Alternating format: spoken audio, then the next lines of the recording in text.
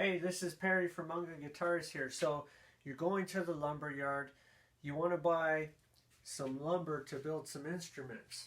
So what I did was I went to the lumber yard and I told them what I needed. So I needed a few sticks of alder. And what I bought here is known as non-surfaced, meaning that all of the surfaces are in the rough. And I do this because I get a great price point. I do have to do a lot more labor, but I have the machines to do that. The other advantage is I get all of these cool inclusions and knots and stuff, and for some of the builds it looks great. For some of that stuff you might not want that. Well, you have the opportunity to cut around all of that stuff in all of these clear sections. So this stick here is roughly 6 inches wide by 8/4 or about 2 inches thick. So that's going to be the lumberyard lingo. You're going to have, your sticks are going to be anywhere from 8 to 12 feet, sometimes 16 feet. Be ready for that. Not all lumber shops have the ability to chop lumber down to fit it in your car or your truck. So that's something to consider when doing this. Okay, so the second part of what we're going to do here is we're going to lay this out. Now, if you have templates are great. So what I have here is a clear template out of plexiglass that I made of one of my shapes. The very cool thing about this is I can actually lay it on here, and you can see the exact piece of wood that is going to be in your build.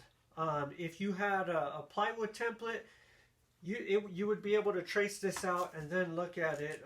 In this case, this one's clear, and what I do is I'll take this to the lumber yard and I'll just lay this on something and know instantly this half is going to look this way.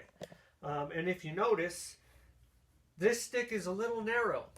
So what I'm going to be doing with this is making a 3-piece body.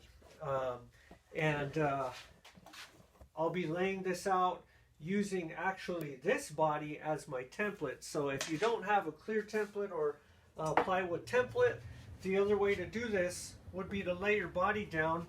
And what I like to do is lay it down so I'm just past the midpoint, so that I already know it's not wide enough, but I want to leave enough room to have a substantial piece of it be my third piece. So what I'm going to do is trace this out, and then I'm going to lay my other half down maybe right after that. Maybe I'll do something like this so I'm not wasting as much wood, and I'll go ahead and trace this out, and this is all for example right now.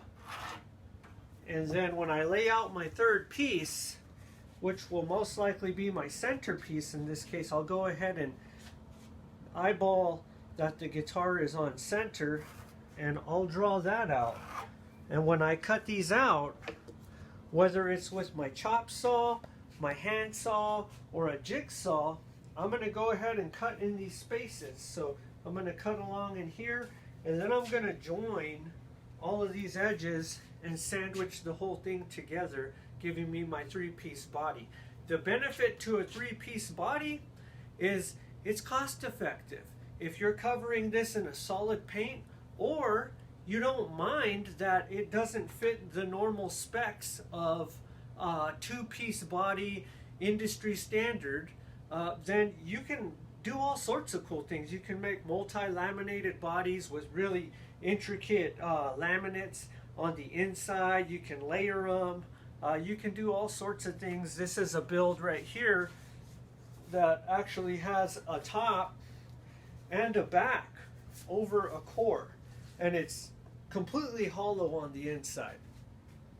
Completely hollow. So what I did was I took my core, in this case it's sugar pine, and I went ahead and I cut out the whole inside core, and I left a block for where my neck screws into. And then I added a maple top, and then I added a sugar pine back. And this fits both my aesthetic and my style of building.